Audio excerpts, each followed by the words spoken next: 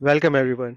I'm your teaching friend Sudhir Singh, and today we are going to read a chapter Force, Work and Energy, and I'm taking this chapter from a book New Science Ahead, Book 4. Let's start.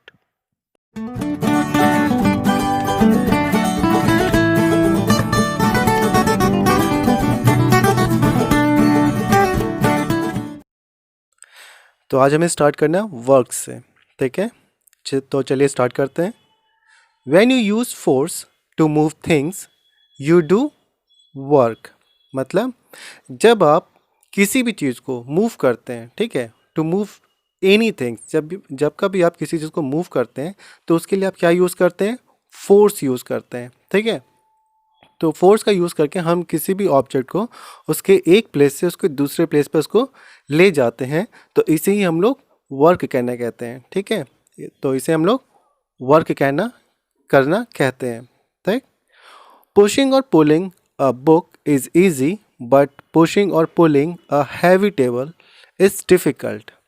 मतलब एक book को push या पुल करना बहुत ही easy होता है, लेकिन जब हम किसी एक हैवी टेबल को मूव करते हैं, पुश या पुल करते हैं, तो वो क्या होता है हमारे लिए डिफ़िकल्ट होता है, ठीक। You have to use more force to move the table.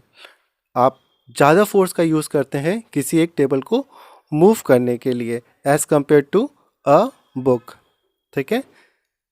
So you do more work in moving the table than in moving the book. तो इस तरह से एक टेबल को मूव करने के लिए आप ज़्यादा वर्क करते हैं as compare to a book, मतलब एक बुक को, ठीक। समझ में आया कि मतलब कहने का है पूरा ओवरऑल इसका ये है कि जब आप किसी ऑब्जेक्ट को उसके एक प्लेस से दूसरे प्लेस पे मूव करना चाहते हैं तो आप फोर्स का यूज़ करते हैं, मतलब आप ताकत का यूज़ करते हैं, ठीक है।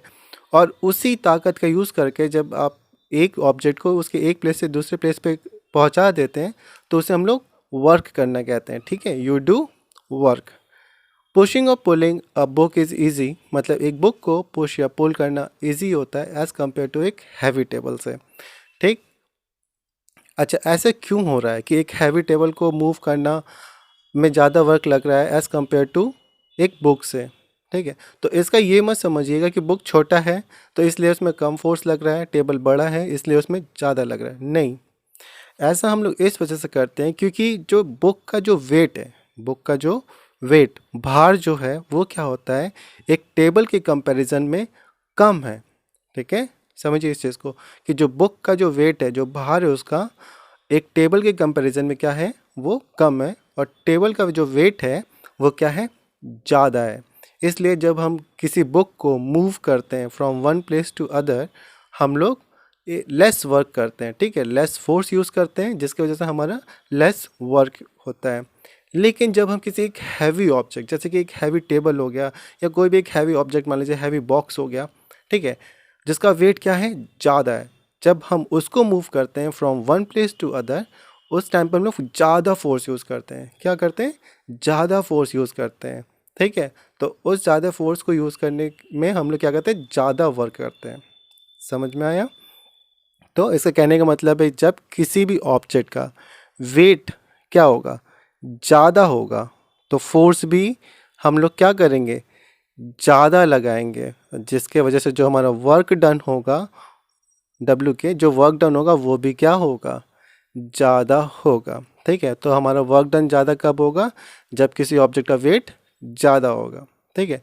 लेकिन जब अगर किसी ऑब्जेक्ट का वेट क्या होगा, कम होगा, तो उसको मूव करने के लिए हम लोग फोर्स भी क्या यूज़ करेंगे, कम यूज़ करेंगे, ठीक है। और जब फोर्स कम यूज़ होगा तो हम लोग वर्क डन भी जो होगा वो क्या होगा, हमारा कम होगा, ठीक है।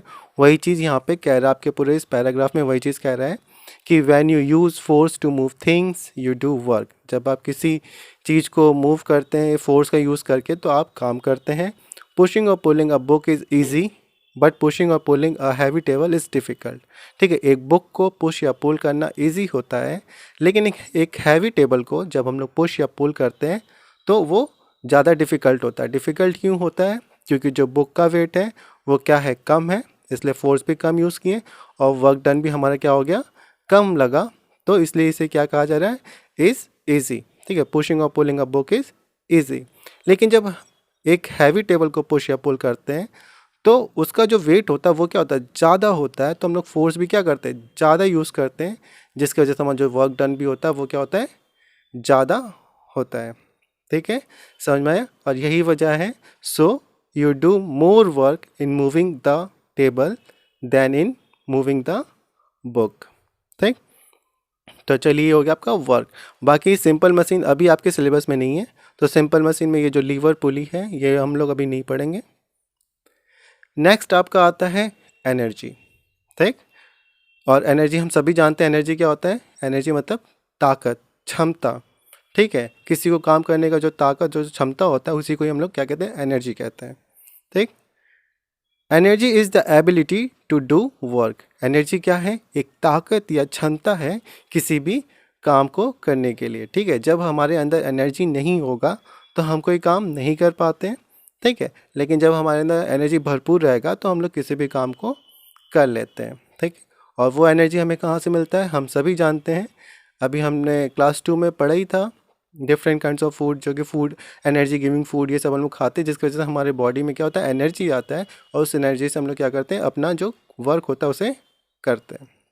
तो एनर्जी क्या हो गया, energy is the ability, energy is the ability to do work. We need energy to run, to play और टू पुश अ चेयर। हमें एनर्जी किस लिए चाहिए, रन करने के लिए, प्ले करने के लिए, और फिर पुश अ चेयर, किसी भी चेयर को धक्का देने के लिए, मतलब उसको एक किसी भी ऑब्जेक्ट को एक जगह से दूसरी जगह पर मूव करने के लिए हमको क्या चाहिए, एनर्जी चाहिए होता है। ठीक है, a car needs energy to move. ठीक है, एक कार को भी एनर्जी चाहिए होता है मूव करने के लिए। मतलब कहने का है, जिस तरह हम लोग लिविंग बीइंग, जो ह्यूमंस हैं, जो एनिमल्स हैं, हम लोग को खेलने के लिए, पढ़ने के लिए, या फिर किसी भी ऑब्जेक्ट को एक जगह से दूसरी जगह पर ले जाने के लिए हमें क्या चाहिए, ताकत चाहिए, एनर्जी चाहिए। तो हम लोग क्या करते हैं, डिफरेंट काइंड्स ऑफ फूड को खाते हैं। ठीक है, डिफरेंट टाइप्स ऑफ फूड को खाते हैं जिससे कि हमारे शरीर में एनर्जी आता है और हम लोग वो काम कर पाते हैं। सिमिलरली जो नॉन लिविंग ऑब्जेक्ट है, जैसे कार, बाइक, बड़े बड़े मशीन्स जो हैं, उनको भी काम करने के लिए एनर्जी चाहिए होता है। ठीक है, जैसे ह्यूमंस को किसी काम को करने के लिए एनर्जी चाहिए होता है, उसी तरह जो नॉन लिविंग ऑब्जेक्ट्स होते हैं उनको भी काम करने के लिए एनर्जी चाहिए होता है, और उनको एनर्जी उनके सोर्स के थ्रू मिलता है। ठीक है, ऐसा नहीं कि कार को भी हम लोग दाल चावल खिला देंगे तो वो भी हमारी तरह काम करने लगे जैसे हम करते हैं, ऐसे नहीं। उनका जो एनर्जी टेकिंग चीज़ है, जिसके थ्रू वो एनर्जी पाते हैं, वो डिफरेंट है as compare to living being, लेकिन उनको भी वो एनर्जी चाहिए होता है। ठीक, the energy of wind makes the tree sway. ठीक है, अब जैसे एनर्जी ऑफ विंड, जो हवा चल रही है, जो हवा चली उसमें भी क्या है, एक एनर्जी है, उसमें भी एक ताकत है, जिसकी वजह से जो हमारा ट्री होता है वो क्या करता है, स्विंग करता है, लहराता है। ठीक है, हमारा जो ट्री है वो तो क्या है, एक चुपचाप ऐसा खड़ा रहता है, जैसे वो खड़ा है, लेकिन वो लहराता कब है, जब हमारा विंड चलता है, जब हमारा विंड तेज चलता है, जब उस विंड में थोड़ा पावर आता है तो वो क्या करता है, पेड़ को भी वो स्विंग कर देता है। ठीक है, तो वही चीज़ यहाँ पे कह रहा है, the energy of wind makes tree sway, तो मतलब मतलब स्विंग करना। Energy is also required to change the state of matter. Energy की और रिक्वायरमेंट कहाँ होती है, जब हम किसी मैटर के स्टेट को चेंज करते हैं तो भी हमें एनर्जी का रिक्वायरमेंट होता है। और स्टेट ऑफ मैटर होते क्या है, सॉलिड, लिक्विड, गैस। ठीक है, जब हम जैसे लिक्विड को किसी गैस में चेंज करते हैं तो उसके लिए भी हमें क्या होता है, एनर्जी को चाहिए होता है। ठीक है, changing water to water vapour requires energy. ठीक है, वाटर को वाटर वेपर में बदलने के लिए भी हमें एनर्जी की ज़रूरत होती है। Cooking food requires energy. खाना बनाने तक के लिए भी हमें एनर्जी का रिक्वायरमेंट होता है। ठीक है, energy is available in different forms. और एनर्जी क्या है, बहुत डिफरेंट फॉर्म्स में प्रेजेंट है। Some of the important ones are as follows, ठीक है। उनमें से कुछ इंपॉर्टेंट वंस हैं, ये हैं टाइप्स ऑफ एनर्जी, ठीक है, जैसे heat energy, light energy, electrical energy, ठीक। अच्छा, हमने यहाँ पे एक चीज़ पढ़ा, changing water to water vapour require energy, ठीक है। तो मेरा क्वेश्चन आपसे ये है कि आप मुझे बताइए कि वाटर को वाटर वेपर में चेंज करने के लिए जिस एनर्जी की हमें रिक्वायरमेंट होती है उस एनर्जी का नाम क्या है, ठीक है। आप मुझे कमेंट बॉक्स में कमेंट करके बताइएगा, what energy we require to change water to water vapour and cooking food, ठीक है। यहाँ पे नेक्स्ट लिखा है ना, कुकिंग फूड रिक्वायर्स एनर्जी, यहाँ तक कि खाना बनाने के लिए भी हमें एनर्जी चाहिए होते हैं। तो आप मुझे बताइए कि खाना बनाने के लिए और वाटर को वाटर वेपर में चेंज करने के लिए हमें किस टाइप की एनर्जी की ज़रूरत होती है, आप उसको मुझे कमेंट बॉक्स में कमेंट करके बताइएगा, ठीक। तो चलिए आइए डिफरेंट फॉर्म्स ऑफ एनर्जी देखते हैं। सबसे पहला आता है हमारा heat energy. We get heat energy from burning a fuel such as wood, gas और पेट्रोल, ठीक है। हमें हीट एनर्जी मिलता है कैसे, बाय बर्निंग अ फ्यूल। जब हम किसी फ्यूल को जलाते हैं तो उस फ्यूल के जलने से हमको क्या होता है, हीट एनर्जी मिलता है, ठीक है। फ्यूल जैसे कि आपका हो गया वुड हो गया, गैस हो गया, पेट्रोल हो गया, ठीक है। जैसे वुड होता है, लकड़ी होता है, जैसे ठंड का मौसम है हम लोग क्या करते हैं, हमें ठंड लगता है तो हम चाहते हैं कि हमें गर्मी लगे, हम आग सेकते हैं, तो हम लोग क्या करते हैं, लकड़ी को जलाते हैं। तो लकड़ी के जलाने से क्या होता है, उसमें से हीट निकलता है, तो उस हीट एनर्जी को हम लोग यूज़ करते हैं अपने सब बॉडी को गर्म करने के लिए, ठीक, समझ में आया। Heat energy is use to cook food, और हीट एनर्जी ही यूज़ होता है खाना बनाने के लिए, ठीक है। एक क्वेश्चन का आंसर तो आपको मिल गया, जैसे कि मैंने यहाँ पूछा था कौन सी एनर्जी रिक्वायर होती है हमें खाना बनाने के लिए, तो ये रहा उसका आंसर कि heat energy is use to cook food, ठीक है, and to run cars and trains. और हीट एनर्जी सिर्फ खाना बनाने के लिए ही नहीं बल्कि हमें कार चलाने के लिए और ट्रेन भी चलाने के लिए हीट एनर्जी का हम लोग यूज़ करते हैं, ठीक है। कार कैसे, कार में हम लोग क्या करते हैं, पेट्रोल डालते हैं, ठीक है। जब पेट्रोल डालते हैं तो पेट्रोल से क्या होता है, इंजन वर्क करना स्टार्ट करता है। जब इंजन वर्क करता है तो वो क्या हीटअप होता है, जब वो हीट होता है तो कार रन करना स्टार्ट कर देता है। उसी तरह ट्रेन, आपने सुना होगा स्टीम इंजन, सबसे पहले जो चला था वो स्टीम इंजन था, वो भी क्या होता था, पानी के भाप से वो चलता था, ठीक है। तो उस पानी को भी क्या करते हैं, गर्म करने के लिए हमें क्या चाहिए, हीट चाहिए। तो क्या कह रहा है, heat energy is use to cook food and to run cars and trains. Heat energy from the sun keeps the earth warm, ठीक है। हीट एनर्जी जो हमारा सन है, सन से भी हमें क्या मिल रहा है, हीट मिल रहा है, जिसकी वजह से हमारा जो धरती क्या है वो क्या है, वार्म रहता है, वो गर्म रहता है, ठीक। जैसे कि आप देखते हैं कि गर्मी में क्या होता है, जब धूप निकलता है तो जो बाहर का जो ग्राउंड होता है, हम लोग क्रिकेट ग्राउंड पे जब खेलने आते तो देखते हैं वहाँ का ज़मीन क्या होता है, गर्म रहता है ना। तो वो ज़मीन गर्म कैसे हुआ, वो जो सन से जो हीट मिल रहा है उससे हमारा जो धरती है वो क्या हो रहा है, गर्म हो जाता है, ठीक है। तो वही चीज़ लिखा है, heat energy from the sun keeps the earth warm, ठीक है। तो ये रहा आपका हीट एनर्जी। नेक्स्ट हमारा आता है light energy. We use light energy to see, हम लोग लाइट एनर्जी का यूज़ करते हैं इसलिए देखने के लिए, ठीक।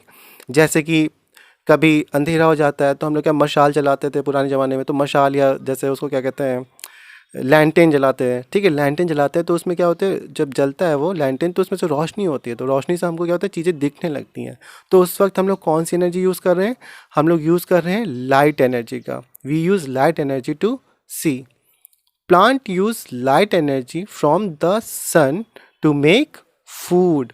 और प्लांट क्या करता है, प्लांट भी लाइट एनर्जी का यूज़ करता है, जो कि सन से जो लाइट एनर्जी आ रहा है उससे क्या करता है, वो लाइट एनर्जी को यूज़ करके अपना खाना बनाता है, ठीक है। अच्छा, यहाँ पे एक क्वेश्चन आता है कि plant use light energy from the sun to make food. अब यहाँ पे एक क्वेश्चन आता है, tell me the name of the process by which, tell me the name of process by which plant use light energy from the sun to make food. आपको उस process का नाम बताना है जिसमें प्लांट क्या है, सनलाइट का यूज़ करके फूड को बनाता है। और मुझे पता है आप लोग उस प्रोसेस को पढ़े हैं, ठीक है। आई न्यू इट, मुझे पता है पहले से ही, ठीक। तो चलिए आप मुझे कमेंट बॉक्स में इसका भी आंसर दीजिएगा, ठीक। नेक्स्ट क्या आ रहा है हमारा, electrical energy. Electrical energy is used for heating and lighting. Electrical energy को हम लोग किस लिए यूज़ करते हैं? हीटिंग और लाइटिंग के लिए यूज़ करते हैं, ठीक है। अब इलेक्ट्रिकल एनर्जी को यूज़ करके हीटिंग कैसे होता है? तो देखिए उसका एग्जांपल है, आपके घर में आयरन होगा। आयरन होता है ना, आयरन से हम लोग कपड़ा प्रेस करते हैं। तो आयरन से कपड़ा कब प्रेस करते हैं? जब हमारा आयरन हीट होता है, ठीक है। जब आयरन गर्म हो जाता है तब जाके तो हम लोग कपड़ा प्रेस करते हैं। तो जो आपका हीट एनर्जी है, electrical energy is use for heating का एग्जांपल क्या हो जाएगा? आयरन। हम लोग देखिए आयरन लाते हैं, सॉकेट में लगाते हैं, स्विच ऑन करते हैं, थोड़ी देर वेट करते हैं तो देखते हैं हमारा आयरन क्या होता है? हीट अप हो जाता है। फिर वो जैसे हीट होता है हम लोग क्या करते हैं? कपड़ा प्रेस करना, आयरन करना स्टार्ट कर देते हैं, ठीक है। तो electrical energy is use for heating and lighting. Lighting तो दिख ही रहा है, सबके घर में बल्ब होता है, हर शाम होते ही लाइट जल जाता है। तो लाइटनिंग के लिए भी हम लोग इलेक्ट्रिकल एनर्जी का यूज़ करते हैं।